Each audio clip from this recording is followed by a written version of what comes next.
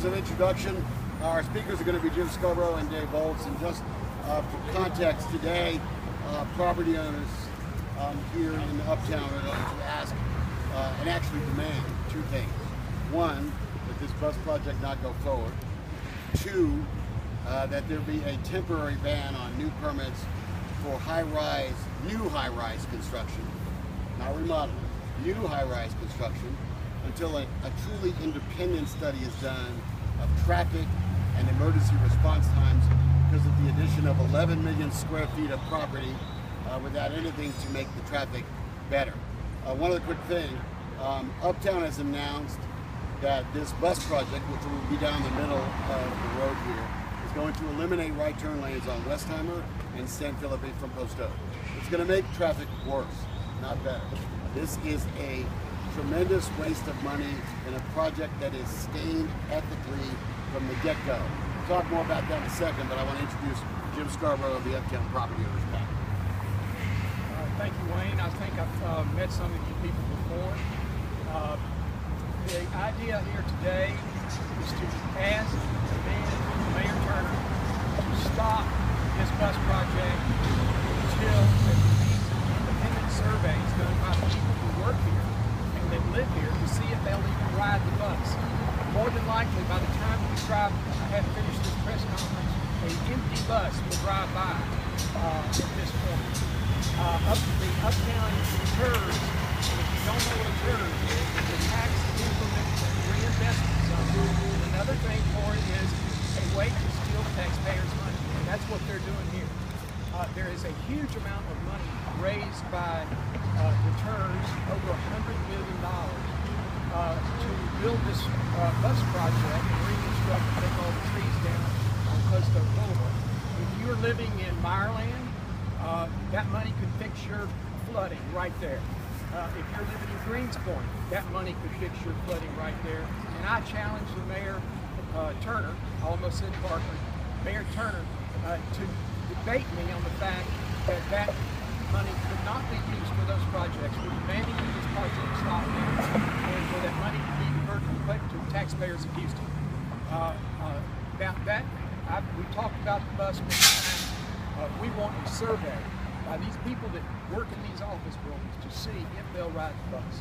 The other problem with the bus is it creates more problems. And I'd like to introduce Dave Bolts from the Cosmopolitan, who wants to talk briefly about the construction of a new building on this corner where you see Parvesians right now that we believe is ill-advised for all of the citizens of Houston, particularly the safety of people here today.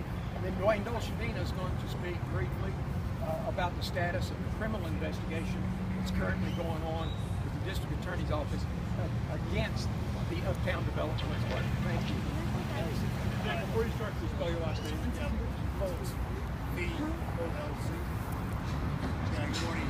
I'm here as a concerned resident of the area, and mostly it's a safety and quality issue. Congestion, this is traffic essential most of the time. School's out, vacation's helping us a little bit right now, but it's brutal. And we're talking about the additional buildings that have just been added and additional cars have been added to the streets.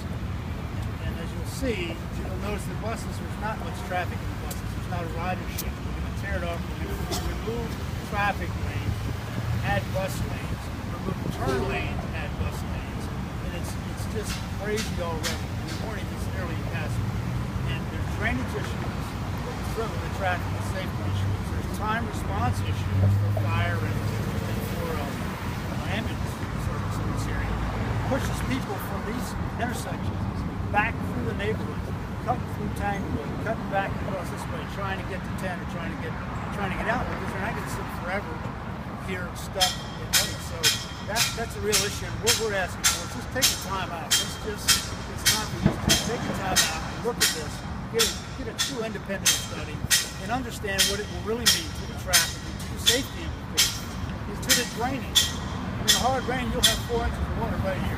Really, it's nearly impassable for a while once it rains. So we're gonna keep going. We have other high rises scheduled. One's gonna start right behind us before too long. That's another 3 300 and some units, I think it is, all dumped in right here at the corner of Post Oak and San Felipe, pushing it all the way back to West Island. So we're just saying, let's take a time out. Let's look at this independently and study it and make a decision that's right for the residents and the merchants as well, because we rely on these merchants. We'll get questions in a second. I just want to point something out, guys, for your own camera stuff. See this right turn right lane that's all filled up over there? That right turn lane? That's one of the lanes that's going away. If you go down to Westheimer, if you look at to shoot it later, if you go down Post Oak, the right turn to Westheimer, that's going to go away too. Okay, so you can visually see what's going to be eliminated so they could do this 2-lane bus project. One other thing, my office filed a criminal complaint claiming that Uptown violated the Texas Open Meetings Act. The district attorney is conducting a criminal investigation. I spoke to them as late as Friday, and they are reviewing the real estate contracts that have already been done.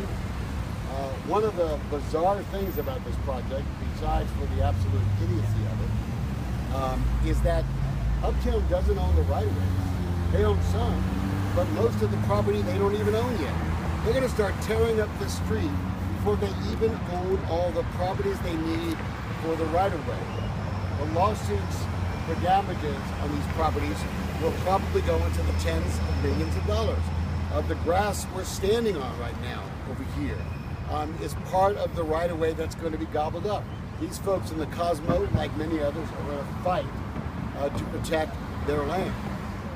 We should never have allowed people who have conflicts of interest, who stand to benefit millions of dollars on this project, from making the decision. It's too much money. It's too much money to let people who make money on the deal vote on it. Kendall Miller, the chairman of Uptown, is making millions of dollars on this deal. And he's probably making it legally. But he should not be a guy that's involved. Kendall Miller lobbied for the money from the feds and the state. He was involved in executive session meetings on this project. He's on the Uptown Management District. He's on the Tirz and the UBA.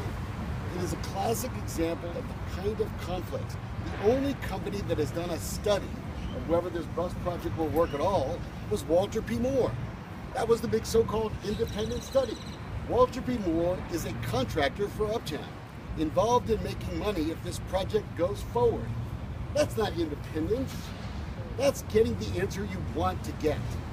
A real independent study should be done, and in this case by an out-of-town firm, I would suggest, to actually look at the traffic and look at the result of 11 million square feet of new property on traffic congestion and on response time. Why isn't the fire department and the ambulance service involved in examining new development? Those are questions that I think it's time that we start asking. I know we don't have zoning in this town, but we have all these management districts, but they're loaded with people who make money on deals. That's why they can't be trusted on this. And so I'll let you ask questions to Dave and Jim. How many decision makers are actually selling real estate as part of this deal?